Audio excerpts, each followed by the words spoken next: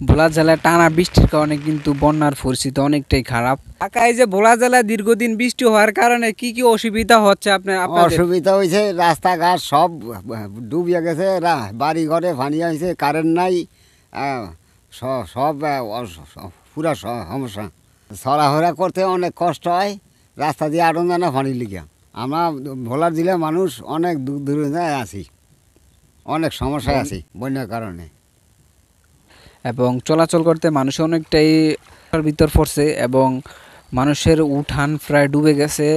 হয়তো আর 2-4 দিন বৃষ্টি হলে ঘরের ভিতর পানি উঠবে এবং বেশিরভাগ রাত্রে কিন্তু সমস্যা বেশি, কারণ হাফ বিচ্ছু এবং বিভিন্ন ধরনের পোকামাকড় ঘরের ভিতর আসে বৃষ্টির কারণে, কারণ পানি উঠানে উঠে গেছে এবং মানুষের চলাফেরা করতে অনেকটাই কিন্তু কষ্টকর হচ্ছে যা। এবং বিদ্যুৎ বিচ্ছিন্ন, কারণ গাছপালা অনেকটাই ভেঙে গেছে এবং তার তুর অনেকটাই ছিঁড়া গেছে এবং ছিঁড়ে পড়ে গেছে, এই জন্য বিদ্যুৎ বিচ্ছিন্ন, যা অনেকটাই ভোগান্তির ভিতরে আছে ভোলা জেলার মানুষ।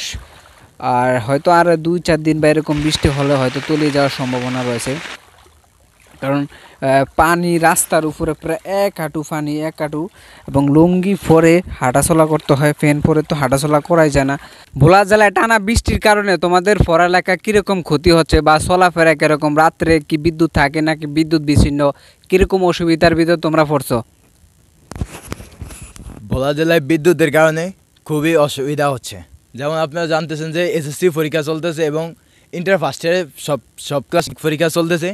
ভোলা জেলায় আজকে টানা 3 দিন ধরে বিদ্যুৎ নেই, বিদ্যুতের অবস্থা খুবই খারাপ। বিদ্যুতের কারণে পড়াশোনা করতে পারছি না। এই যে এদিকে দেখছেন রাস্তায় পানি উঠে গেছে, অনেকটা কষ্ট হয়ে যাইতেছে যে ভোলা জেলায় বন্যার কারণে খুবই একটা পরিবেশ অবস্থাকর খারাপ। রাস্তায় পানি উঠে গেছে, পড়াশোনা করতে পারছি না, মানে কি যে একটা অবস্থা। এসএসসি পরীক্ষা দিয়ে চলতেছে, তারাও পড়াশোনা করতে পারছে না। ভোলা জেলার অবস্থা খুব করুণ অবস্থা। আমরা এখন মাপবো রাস্তার উপর কতটুক পানি।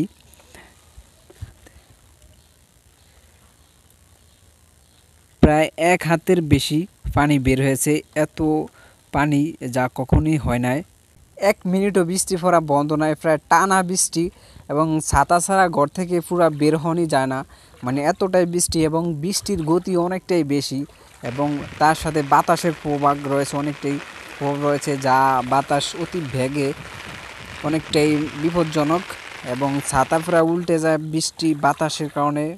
বৃষ্টির সাথে অনেকটাই বাতাস এর সম্ভাবনা অনেকটাই বেশি। টানা বৃষ্টি এবং চলাফেরা করতে কিন্তু আমাদের অনেকটাই কষ্ট হয় ভোলা জেলার মানুষ।